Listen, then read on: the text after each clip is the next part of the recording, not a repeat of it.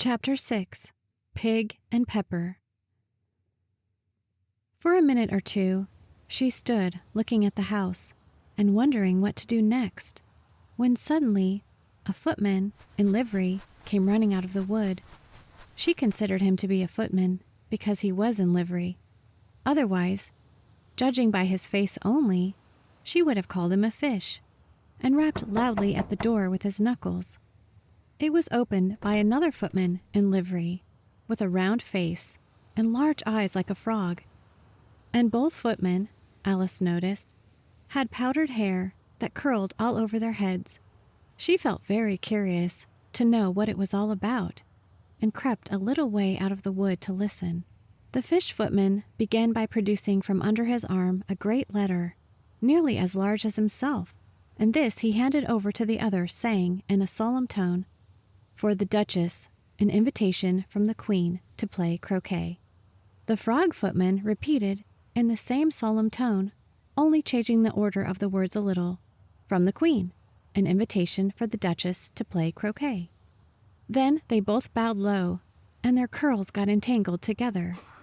Alice laughed so much at this that she had to run back into the wood for fear of their hearing her, and when she next peeped out, the fish footman was gone, and the other was sitting on the ground near the door, staring stupidly up into the sky. Alice went timidly up to the door and knocked. "There's no sort of use in knocking," said the footman, "and that for two reasons. First, because I'm on the same side of the door as you are. Secondly, because they're making such a noise inside, no one could possibly hear you." And certainly there was a most extraordinary noise going on within. A constant howling and sneezing, and every now and then a great crash, as if a dish or kettle had been broken to pieces. "Please, then," said Alice, "how am I to get in?" "There might be some sense in your knocking," the footman went on without attending to her. "If we had the door between us, for instance, if you were inside, you might knock, and I could let you out, you know." He was looking up into the sky all the time he was speaking, and this Alice thought decidedly uncivil. "But perhaps he can't help it," she said to herself. "His eyes are so very nearly at the top of his head. But at any rate, he might answer questions. How am I to get in?" she repeated aloud. "I shall sit here," the footman remarked, "till tomorrow." At this moment, the door of the house opened, and a large plate came skimming out, straight at the footman's head. It just grazed his nose and broke to pieces against one of the trees behind him. "Or next day, maybe," the footman continued in the same tone, exactly as if nothing had happened. "How am I to get in?" asked Alice again in a louder tone. "Are you to get in at all?" said the footman. "That's the first question, you know." It was, no doubt, only Alice did not like to be told so. "It's really dreadful," she muttered to herself, "the way all the creatures argue. It's enough to drive one crazy." The footman seemed to think this a good opportunity for repeating his remark with variations. "I shall sit here," he said, "on and off for days and days." "But what am I to do?" said Alice. "Anything you like," said the footman, and began whistling. "Oh, there's no use in talking to him," said Alice desperately. "He's perfectly idiotic." And she opened the door and went in. The door led right into a large kitchen, which was full of smoke from one end to the other. The Duchess was sitting on a three-legged stool in the middle, nursing a baby. The cook was leaning over the fire, stirring a large cauldron which seemed to be full of soup. "There's certainly too much pepper in that soup," Alice said to herself, as well as she could for sneezing. There was certainly too much of it in the air. Even the Duchess sneezed occasionally, and as for the baby, it was sneezing and howling alternatively without a moment's pause. The only things in the kitchen that did not sneeze were the cook and a large cat, which was sitting on the hearth and grinning from ear to ear. "Please, Would you tell me, said Alice, a little timidly, for she was not quite sure whether it was good manners for her to speak first, why your cat grins like that? It's a Cheshire cat, said the Duchess. And that's why, pig. She said the last word with such sudden violence that Alice quite jumped. But she saw in another moment that it was addressed to the baby and not to her, so she took courage and went on again. I didn't know that Cheshire cats always grinned. In fact, I didn't know that cats could grin. They all can, said the Duchess, and most of 'em do. I don't know of any that do, Alice said, very politely, feeling quite pleased to have got into a conversation. You don't know much, said the Duchess, and that's a fact. Alice did not at all like the tone of this remark, and thought it would be as well to introduce some other subject of conversation. While she was trying to fix on one, the cook took the cauldron of soup off the fire and at once set to work, throwing everything within her reach at the Duchess and the baby. The fire irons came first. Then followed a shower of saucepans, plates, and dishes. The Duchess took no notice of them even when they hit her, and the baby was howling so much already that it was quite impossible to say whether the blows hurt it or not. Oh, please, mind what you're doing, cried Alice, jumping up and down in an agony of terror. Oh, there goes his precious nose! As an unusually large saucepan flew close by it and very nearly carried it off. If everybody minded their own business, the Duchess said in a hoarse growl, the world would go round a deal faster than it does. Which would not be an advantage, said Alice, who felt very glad to get an opportunity of showing off a little of her knowledge. Just think of what work it would make with the day and night. You see, the Earth takes 24 hours to turn round on its axis. Talking of axes, said the Duchess, chop off her head. Alice glanced rather anxiously at the cook to see if she meant to take the hint, but the cook was busily stirring the soup and seemed not to be listening, so she went on again. 24 hours, I think, or is it 12? Oh, don't bother me, said the Duchess. I never could abide figures. And with that, she began nursing her child again, singing a sort of lullaby to it as she did so, and giving it a violent shake at the end of every line. Speak roughly to your little boy and beat him when he sneezes. He only does it to annoy because he knows it teases. Chorus, in which the cook and the baby joined.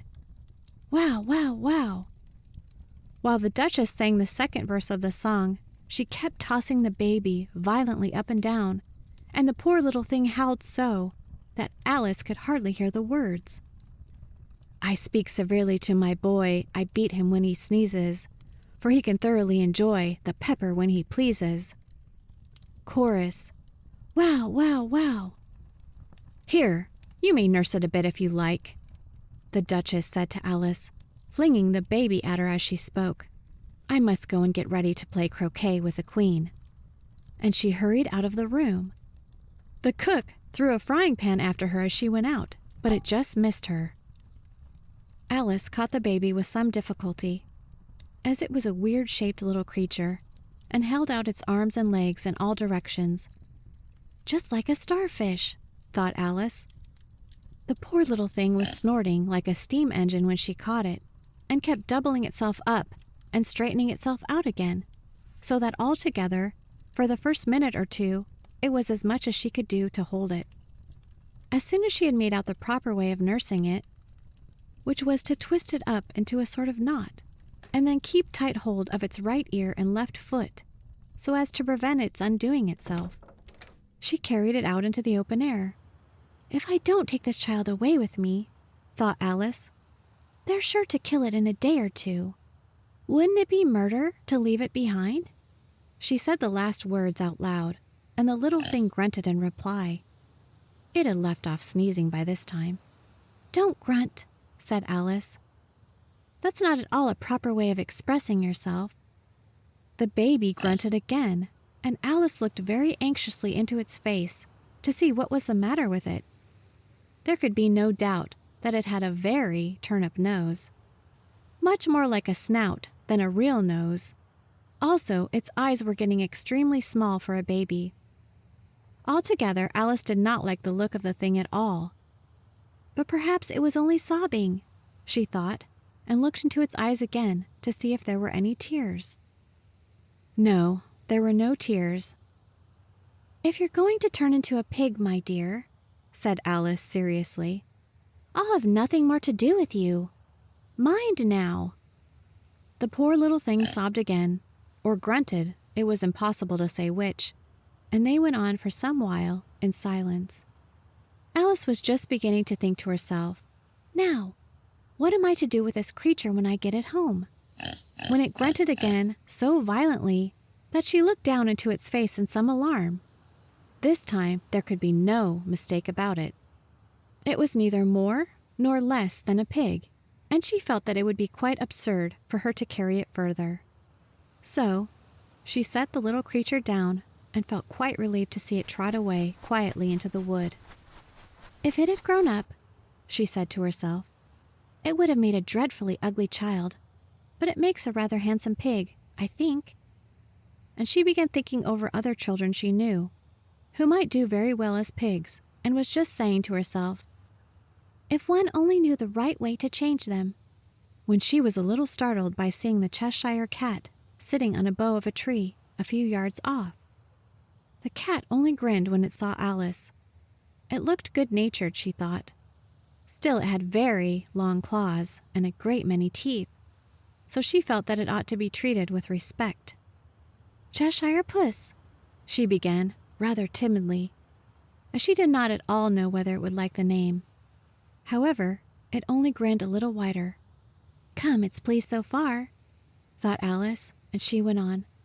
"Would you tell me, please, which way I ought to go from here?" "That depends a good deal on where you want to get to," said the cat. "I don't much care where," said Alice. "Then it doesn't matter which way you go," said the cat. "So long as I get somewhere," Alice added as an explanation. "Oh, you're sure to do that," said the cat, "if you only walk long enough."